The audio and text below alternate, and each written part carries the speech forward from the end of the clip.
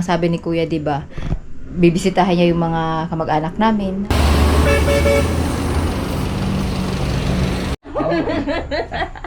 Hello mga kamiming! Today is another day, another vlog. And ngayon ay Friday, so naka-isang linggo na tayo sa ating challenge.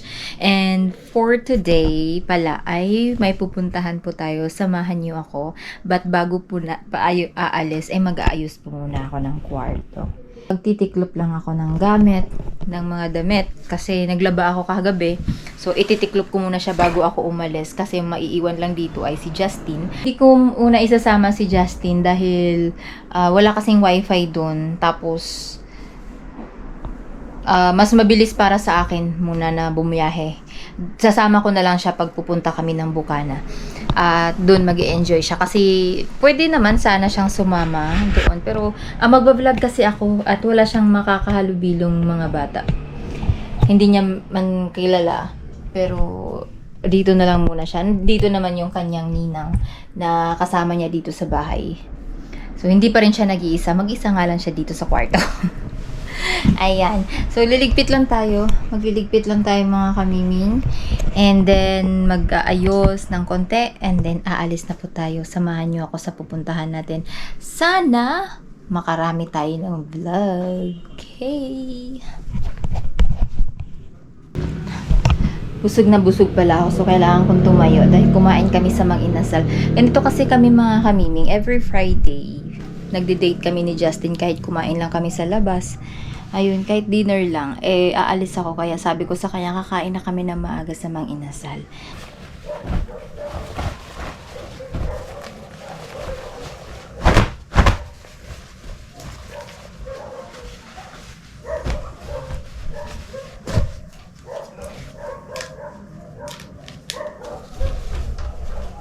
Naglaba na ako kahapon kasi nga gabi para ngayon pagbalik ko sa Sabado ay bukas konti na lang ang aking laba.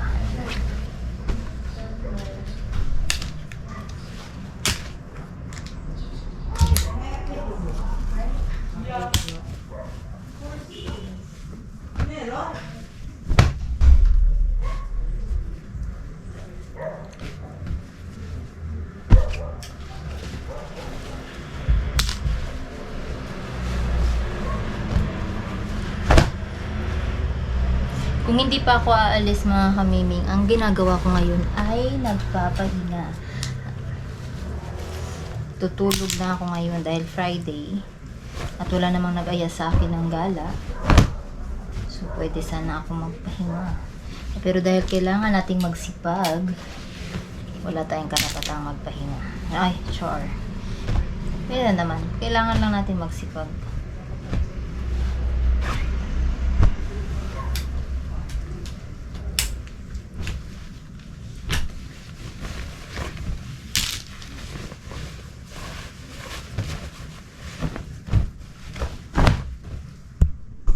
Habang nagtitiklop ako,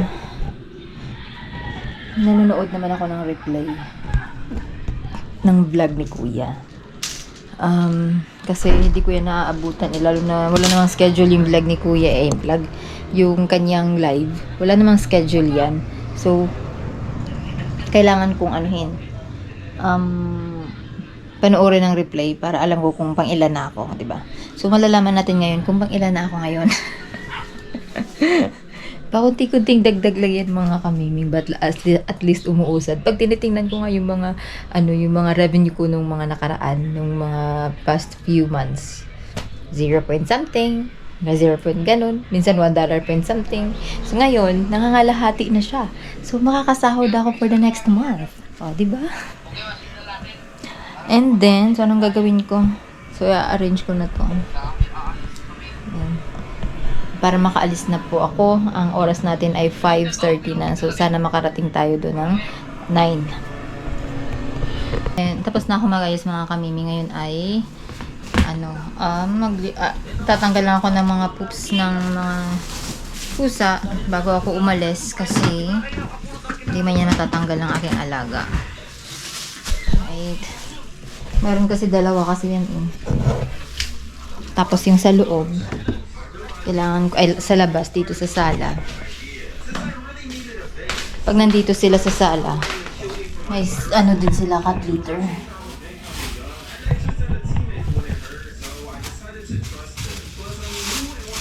Langga, patapon na lang ako nito bukas ha, pag dumaan yung basura ha. Oho. Lalagay ko lang naman dyan.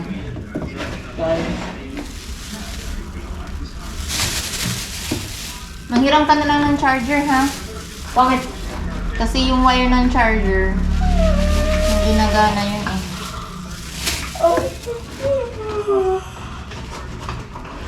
Tagal naman malubat ng cellphone mo eh. True. Diba pag wala sila? Oh. Hindi man yan sila aalis.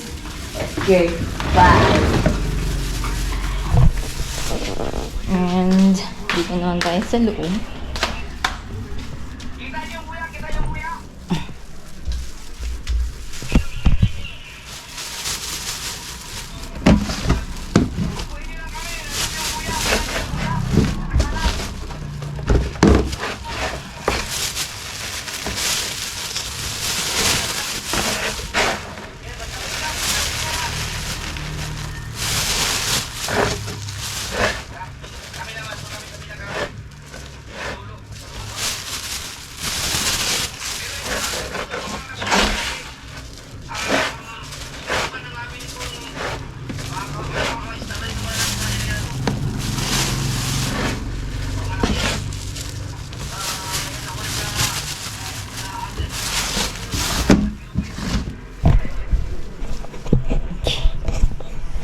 Okay.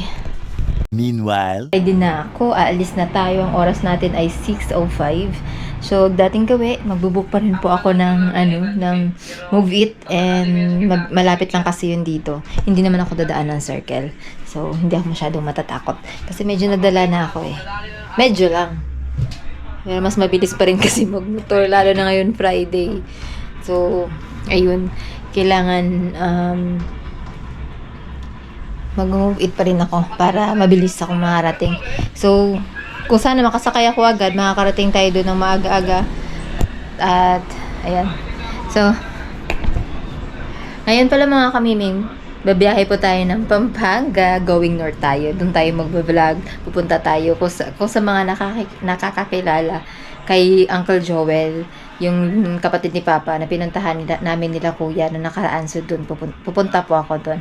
And titignan ko yung paano sila mamuhay na araw-araw. So, kaya ngayong Friday kasi hanggang bukas lang yung, di ba nagbibenta sila ng buko. So, sasama tayo sa pagbebenta ng buko and ma-experience man lang natin. Ma-experience natin kung ano yung feeding na ginagawa nila. Dahil ganun yung hanap buhay nila sa araw-araw. Okay, so let's go!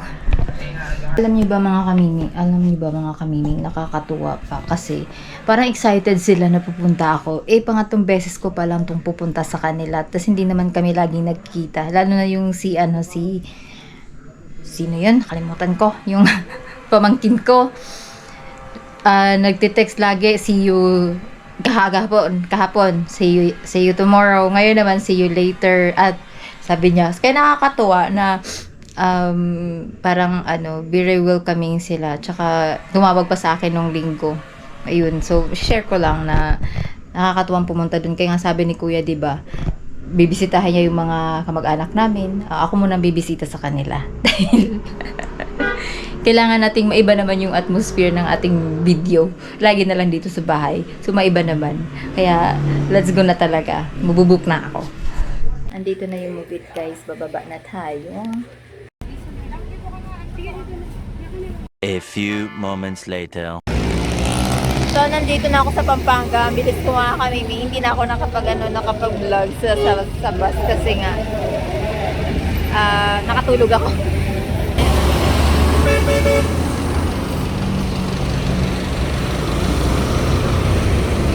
Gabang na lang ako ng jeep papuntang SM. Nasa jeep na po ako. Susunduin na lang ako nila dito dun sa sa mining nangan. Tapos malapit lang kasi yun sa kanila. Sasakay pa ako ng tricycle mula sa SM. Mula sa SM. Sakay akong tricycle pala.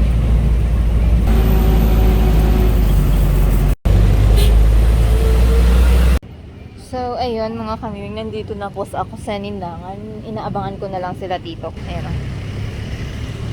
Diyan sila eh. Eh baka may aso. Pupuntahan na lang daw nila ako dito. Ito pala siya sa gabi. Maganda dun sa harap. Pero mausok eh. Kaya dito na lang ako. Magla-live pa ako. Nandito na ako. Ayan na si Uncle Joel, at saka si Jasmine. At saka yung pinsan niyang pinsan mo yun, di ba? Opo. Pinsan. Ayun. So, kakarating ko lang. Medyo na traffic. Mayos ka nga ng, call. Tatawagan natin si Papa. Minsan na coffee. Baliktad. Si Lola, yun yung laging nagpuputo sa amin eh. Ah, Sa probinsya. Ay, sa pag nandun kami sa alam mo yung maliit pa pag kami. laging kinukutuhan. Yung maliit pa kami. Nagla-live pa ako eh. Yung maliit pa kami, nag-eskwela kami. Oo. Nagtinda si Lola ni... Si official Makinig tayo sa mga kwenta ni Uncle Nagtinda... Alam mo, nagtitinda ng kuan. Nagtitinda... May kahon yun. Kahon na. Paglagyan ng mga ice drop. Ice drop dati eh. Yung box. Kahon. Oo. Oh. Inangkat niya sa dipolog yun eh. Mm.